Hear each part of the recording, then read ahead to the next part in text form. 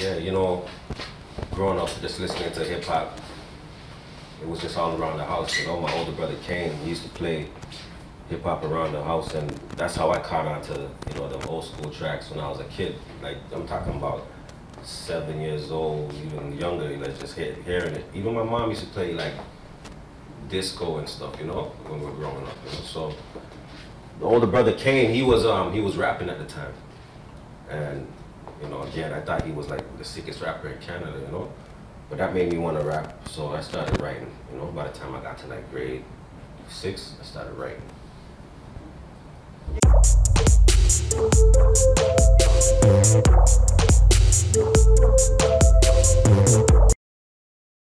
Yeah, with me and Ghetto Concept, we went to New York to film Easy on the Motion. We actually filmed some of the video in Jungle and Rexdale. So by the time we went to New York, our boy Yuli and Jesse, shout out, from Jamaica, Queens, Jesse Torero and Yuli Torero, they connected us with some people in Brooklyn at the time, Brownsville, you know, and that's actually when I got my name too, because I wasn't Infinite until after I met my boy Shabar from Brownsville, and I told him I was looking for a name, and he named me. He gave me that Infinite name. It was actually Prince Infinite, and I didn't like the Prince, you know, so I just rolled with the Infinite. It took a while to get used to, but yeah, that's what's up. Anyways, we shot in Brownsville. We had a lot of support out there, you know.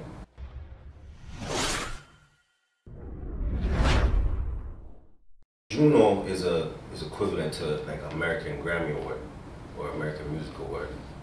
And it's you know, the highest level in Canada that you can get where awards are concerned. You know, so that's what it is.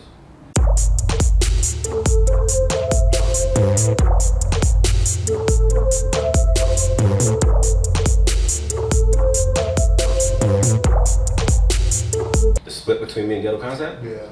I mean, we were just fighting as brothers, like brothers fighting, you know. We were young at the time, trying to figure things out. You know what? At the time, we were in the group. I mean, we're at a learning phase. We're all learning how to work, you know, and also get to another level, you know, learning more things, becoming more experienced, you know, with the sound. And it's just that, you know, we fought as brothers, you know, at the time we were young, trying to figure it out. And I was going through different things and they were going through at the time. So I think that kind of made us go our separate ways, because like, I lost my brother at the time, and where my head was at, their head wasn't at, you know. So I don't think they understood where my head was at the time. And I just started taking out my anger on the streets, and you know, they say when you do things, you gotta pay for them, though, you know, because it kind of held me back too, my decisions. But I mean, at the end of the day, you go through experiences, and it makes you who you are today with all the experiences, you know, makes you stronger. So I mean, but me and the group were good, you know, mad love, the Ghetto Concept.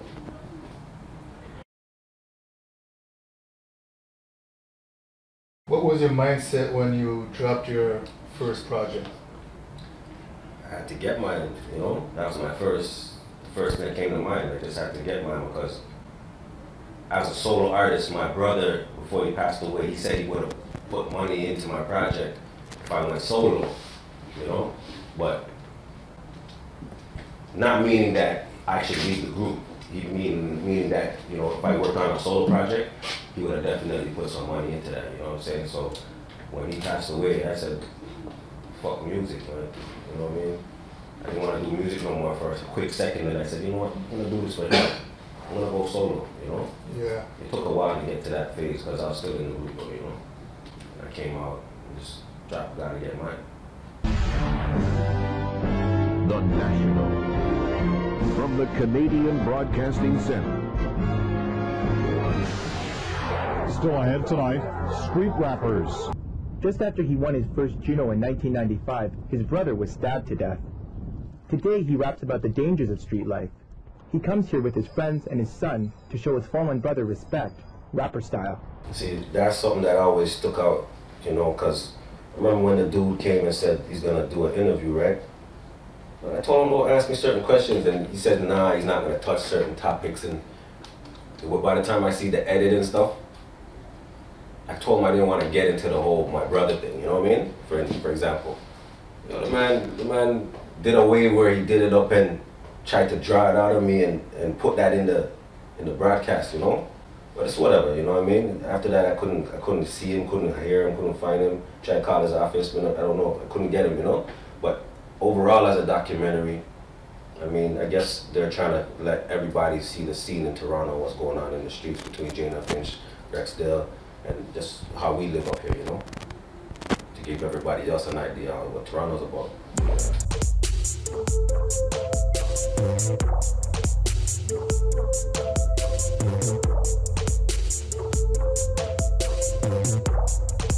Create a new lasting legacy, a legacy of peace.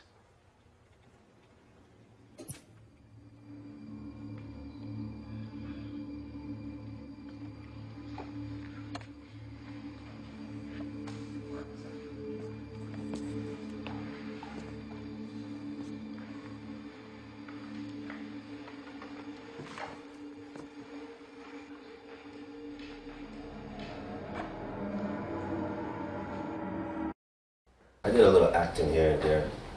In Too Deep, starring Omar Epps and LL Cool J. We did a little, just a little, cameo here and there a few times in the movie.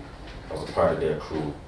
I did something with Lynn Whitfield and Jamie Foxx about the Tookie Williams story. This is, the co-founder of the Crips, Tookie Williams. And I was the Crip that initiated the truce in the movie. So I mean, finally, he's a director. He gave me an opportunity. That was a big part of the movie. I did other things. I did a commercial with 50 Cent for G-Unit shoes, and we played street football in the streets of Toronto. And I was on me, 50, Donovan McNabb. We're on the same team against these other dudes. And I did a few things for television. It's not over yet though. That's like my long-term goal. My next song I touched that real quick, Arnold Schwarzenegger at the time, he was the man in charge, and it was up to him whether Tookie Williams was gonna live or not, Tookie was on death row for years, and he had the chance to let Tookie live or give him the lethal injection, and they made him give him the lethal injection. I feel like it was an example he was trying to set, and show how much power he had. But I didn't agree with what Arnold Schwarzenegger did, you know what I mean? Because this nigga was like 60 years old at the end of the day. Like that was when he was a kid, He did his time, you know what I mean? He didn't have to take the man's life. That's how I feel about it.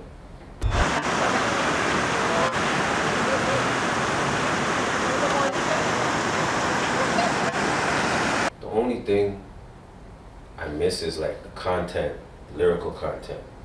Now it's a bugger mumble rap, you know what I mean? If you're saying something, then that's good, but there's just so much being put in there too that it's what are you saying? What's the purpose, So, but Toronto as a whole, it's coming to a certain point. Toronto grew. We set the foundation to open up doors for these guys now, you know what I mean? We put in our legwork, you know what I'm saying? And people, sometimes they forget too, when they come up, they don't even realize who helped them kick that door, but Drake actually kicked the door open. You know what I mean? We set the foundation, and Toronto's on the spotlight right now, under the microscope, Yo, this is G, aka Miles from 100 Miles. Big up T-Dot. This is our 25th anniversary, and we just ripped the runway. You understand what I'm saying, for Toronto. Much love to Tupac Shakur, Biggie Smalls, Mos Def, all the hip-hop, rest in peace, Prodigy, Fife. Everybody that's rocked my gear worldwide. It's so much love in my heart for y'all. My man Infinite, you know what I mean, from Lockdown, 25 years in the building with 100 Miles. So it's a very, very special time for us, you know what I'm saying? I want to also rest in peace to my nigga Kid. You know what I'm saying? They took you from me early, but we're here repping. You know what I'm saying? I love you bad, so God up, God up. What made you want to return to music? I felt like I owed my listeners, my supporters, more. I felt like I didn't leave properly, like I didn't finish what I started,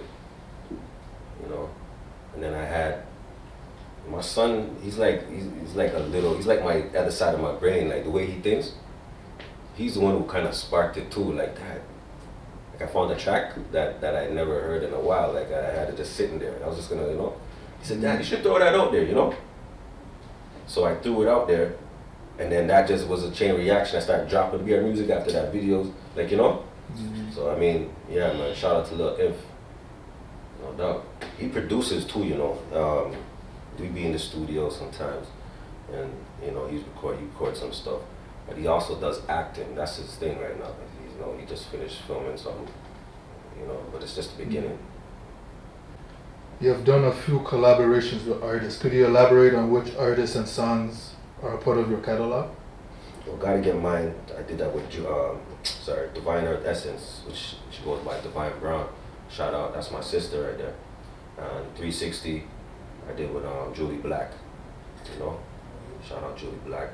I worked with a few people, you know, a few people from my hood too, you know, from back in the days that we didn't even get to finish up projects too, you know, like Blue Scorpion and stuff like that. But now, Jason Simmons, Ray, you know what I mean? There's a few guys that have a lot of talent that I want everybody to hear, you know? I think last year was a year to set up for 2018, you know? It's like nothing happens overnight, so you just gotta set the platform up.